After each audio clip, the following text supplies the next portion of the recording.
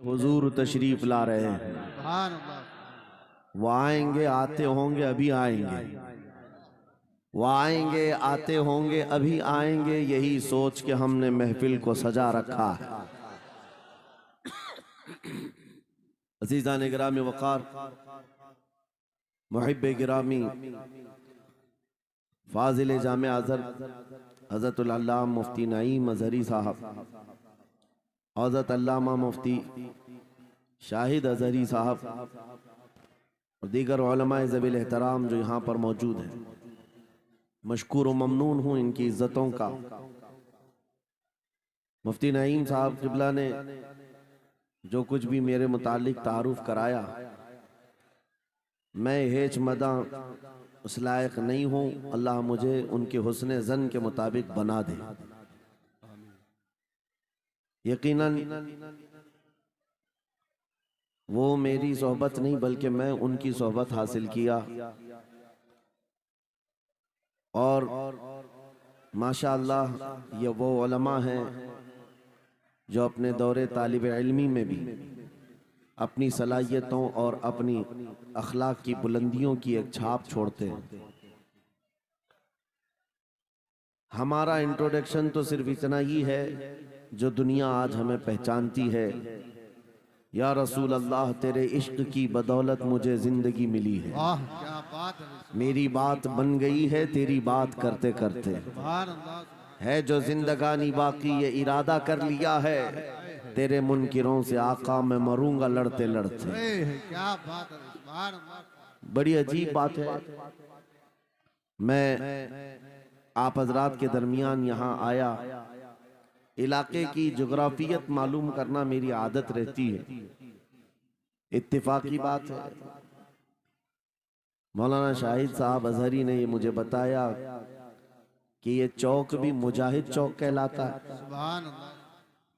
और यकीनन यहाँ मुजाहिदीन को होना भी चाहिए। और शायद 17 नंबर भी है कुछ, जो हमारे बद्र की तारीख भी है। क्या बात है। सुभान अल्लाह।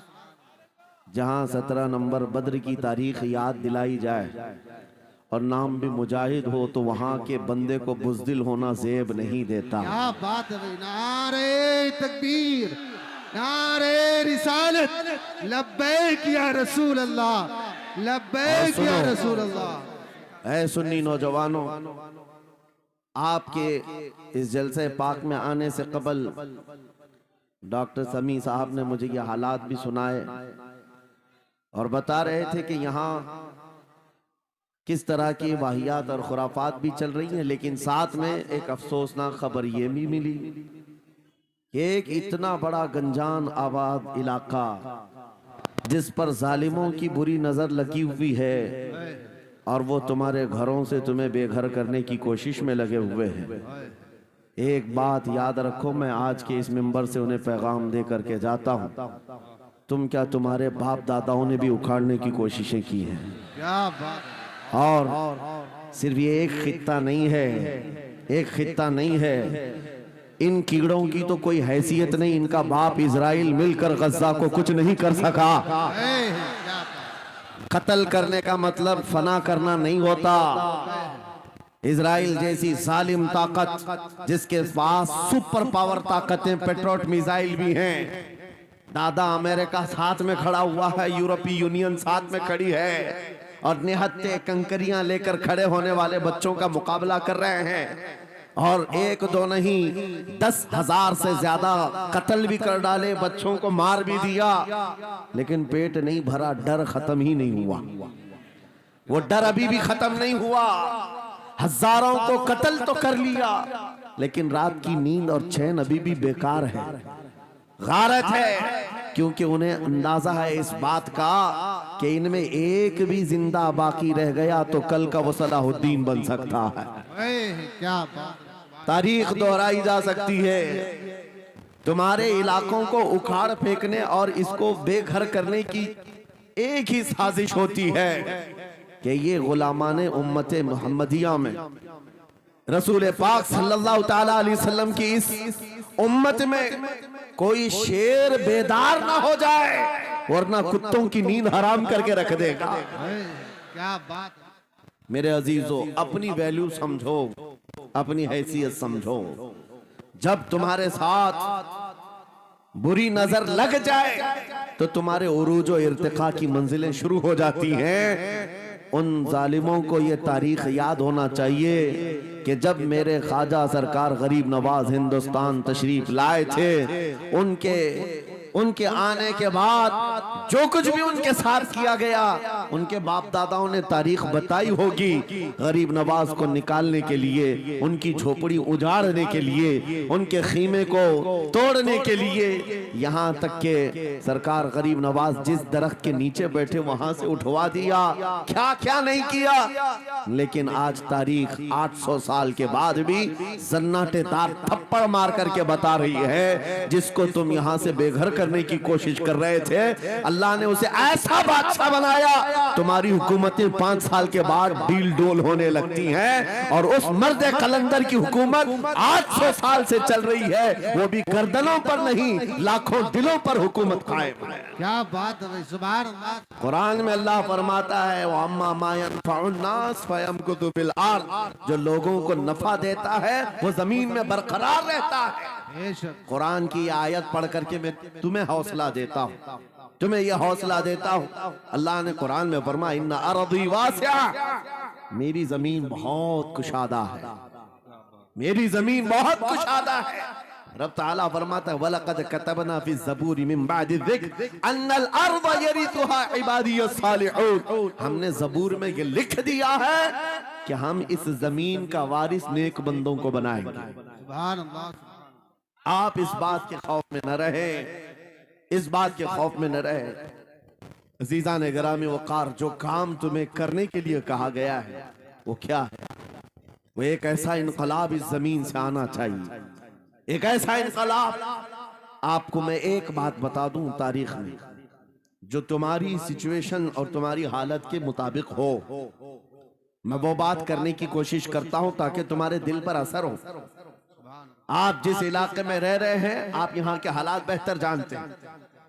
वो दिन याद करो जब नबी पाक सल्लल्लाहु तआला अलैहि वसल्लम ने ऐलान नबूवत फरमाया मक्का में, और उसके बाद कुफ्फार और मुशरिकीन का जुल्म शुरू हो गया। गरीब सहाबा को पकड़कर मारते थे।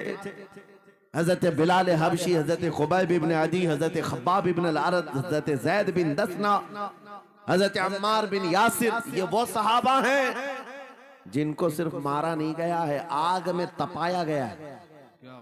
सब कर लिया। मॉब लिंचिंग मक्का के जालिम करते थे बहुत। और एक दिन ऐसा आया, तवज्जो, मैं जो कहने जा रहा हूं, नबी पाक सल्लल्लाहु तआला अलैहि वसल्लम हरम पाक में दाखिल हुए, मस्जिद हरम में आए। खाने काबा की चाबी उस वक्त उस्मान बिन शैबा के पास हुआ करती थी, जो ईमान लाए हुए नहीं थे। हज़रत उस्मान गनी नहीं है, वो दूसरे उस्मान है। उस्मान बिन शैबा के पास काबे की चाबी होती थी। हुजूर पाक सल्लल्लाहु अलैहि वसल्लम ने उनके पास आकर के कहा, उस्मान काबे की चाबी दो, दरवाजा खोल के मैं अंदर जाना चाहता हूं। उन्होंने कहा, नहीं, तुम हमारा दीन छोड़े हुए हो, हमारे दीन से तुम बरगश्ता हो, मैं तुम्हें काबे में अंदर आने नहीं दूंगा। किससे कहा? कायनात के आका मौला रसूलुल्लाह। हुजूर ने कुछ नहीं कहा। तवज्जो, मेरे आका ने फरमाया, उस्मान याद रखना, एक दिन ये चाबी मेरे पास होगी, और ये चाबी मैं जिसको चाहूंगा दूंगा, और कयामत तक उससे कोई चाबी छीन नहीं सकेगा। सुभान अल्लाह, सुभान। इतनी बड़ी बात, जबकि मक्का के हालात बहुत अलग थे। जगह जगह सहाबा को मारा जा रहा था और छुप छुप करके इस्लाम की तबलीग की जा रही थी। उस जमाने में मेरे आका फरमाते हैं, उस्मान ये चाबी एक दिन मेरे हाथ में होगी काबे की, मैं जिसे चाहूंगा अता करूंगा, और फिर कयामत तक उससे कोई चाबी नहीं छीन सकेगा। यह हदीस पाक में मौजूद है। उस्मान बिन शैबा कहते हैं, पहले तो मुझे हंसी आई, क्योंकि ये खाने काबा की चाबी की जिम्मेदारी आम नहीं होती, खानदानी है, बरसों से चली हुई विरासत के साथ आती है। और ये इस तरह से मुझे कह रहे हैं कि चाबी इनके पास चली जाएगी। और फिर उस्मान बिन शैबा कहते हैं, इनके हालात देख करके तो लग नहीं रहा था कि चाबी जाएगी, लेकिन जलाल जिस अंदाज में गुफ्तगू हो रही थी, ये देखकर डर भी लग रहा था कि कहीं ये सचमुच चाबी ले तो नहीं लेंगे। फिर उस्मान बिन शैबा कहते हैं वो हालात भी आ गए कि जब रसूलुल्लाह हिजरत करके चले गए मक्का से, सहाबा भी घर बार छोड़कर चले गए। उस्मान बिन शैबा कहते हैं आप तो दिल मेरा चौड़ा हो गया, कहां मुझसे चाबी लेने की बात कर रहे थे, कहां इनका घर भी नहीं बचा, घर भी छोड़कर जाना पड़ा। अगर कल तुम्हारा घर छोड़कर जाना पड़े तो मेरी ये बात याद रखना, इस हदीस को याद रखना।